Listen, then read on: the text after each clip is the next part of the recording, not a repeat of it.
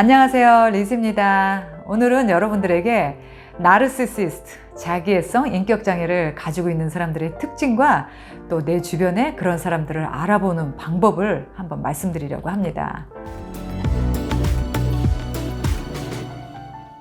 우리가 불과 10년 전만 해도 나르시시스트, 그 다음에 소시오패스 이런 거는 별로 들어본 적이 없는 것 같아요. 점점 우리가 삶이 풍족해지다 보니까 정신적으로 좀 이상해지는 사람들이 많은데, 그 중에서도 소시오패스나 나르시시스트들은 우리 주변에 있다면, 그리고 그 사람들이 내 가족이라면 충분히 내 삶을 파괴시키고 나에게 큰 상처를 입히는 그런 사람들입니다. 얼른 피하거나 멀리하거나 하는 게 상책이에요. 제가 최근에 이런 분들을, 이런 나르시시스트나 자기애성 인격장애를 갖고 있는 사람들을 배우자로 둔 분들의 상담을 하면서, 와, 이런 사람들 공통점이 있구나, 이런 사람들은 병이구나, 이런 생각이 들었어요.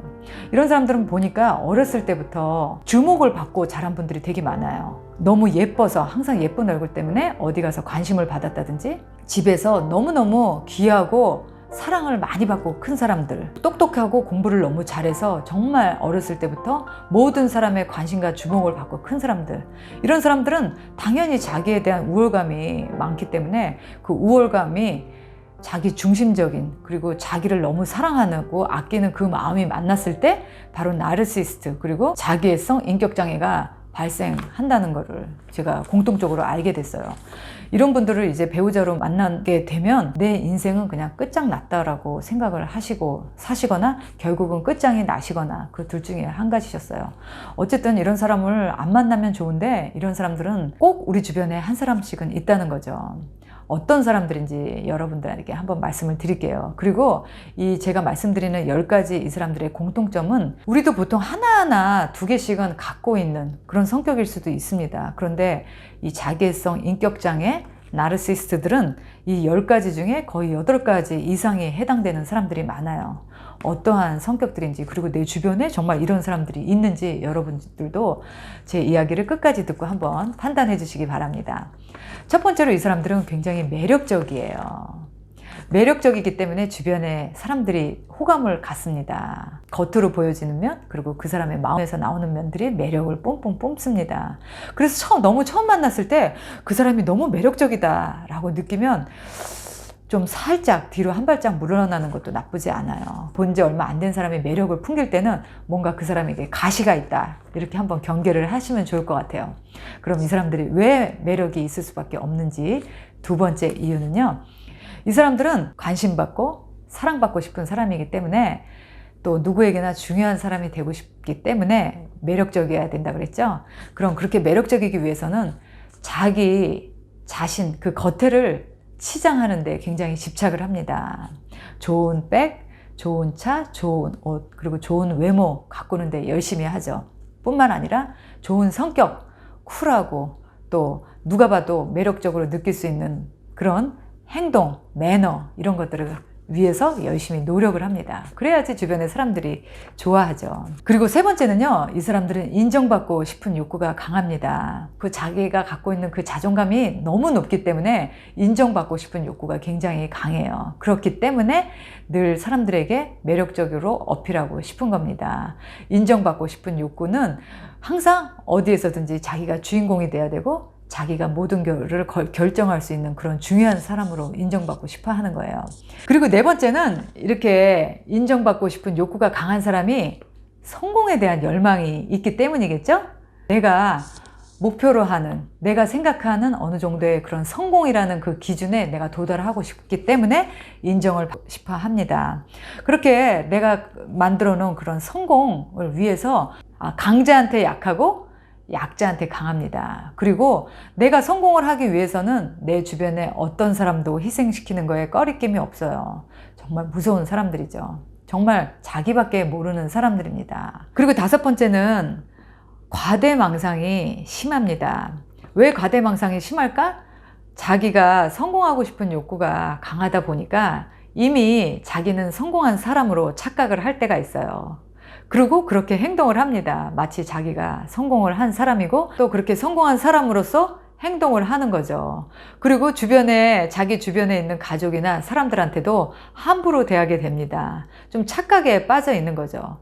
제가 아는 사람은 그렇게 아무 일을 안 하고 오랫동안 있으면서도 최근에 이런 이야기를 하더라고요. 나는 이런 일을 할 사람이 아니야. 저 사람은 정말 과대망상에 빠져 있구나 라는 생각이 들었어요. 그리고 6번째는 극도로 이런 사람들은 자기 중심적이에요.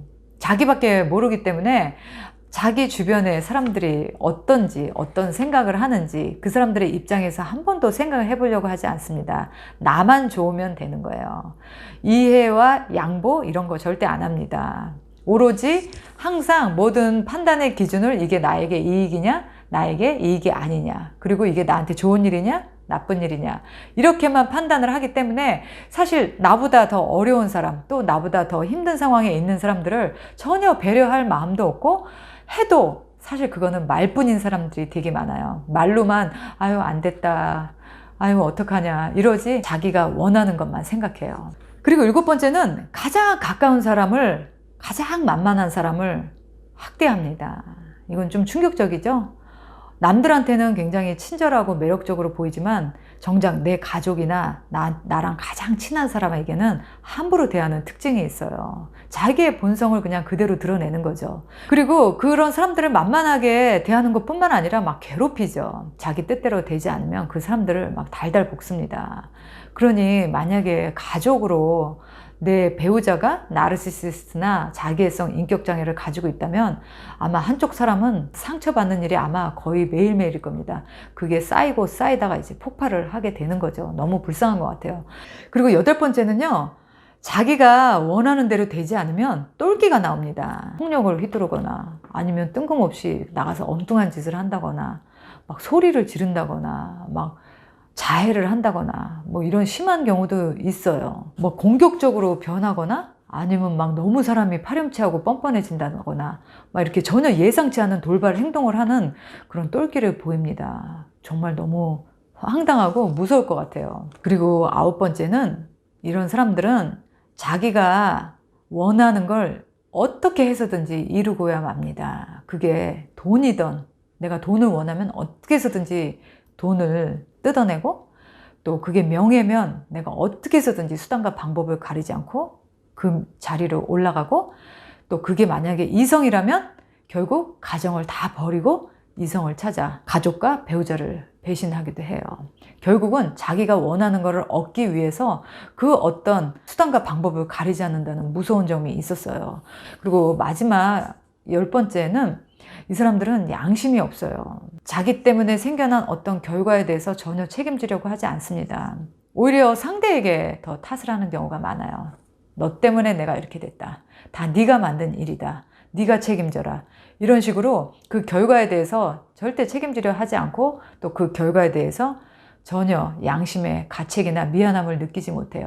지금 제가 말씀드린 10가지는 제가 정말 느꼈던 부분들이에요. 제가 삶에서 만났던 사람들이나 또 상담을 하면서 느꼈던 분들의 공통점을 적은 건데 주변에 자기밖에 모르는 행동과 결정과 말을 하는 사람들 다 저는 정도에 따라서 좀 다르기는 하지만 자기애성 인격장애를 가지고 있는 사람들의 공통적인 저는 특징이라고 봅니다.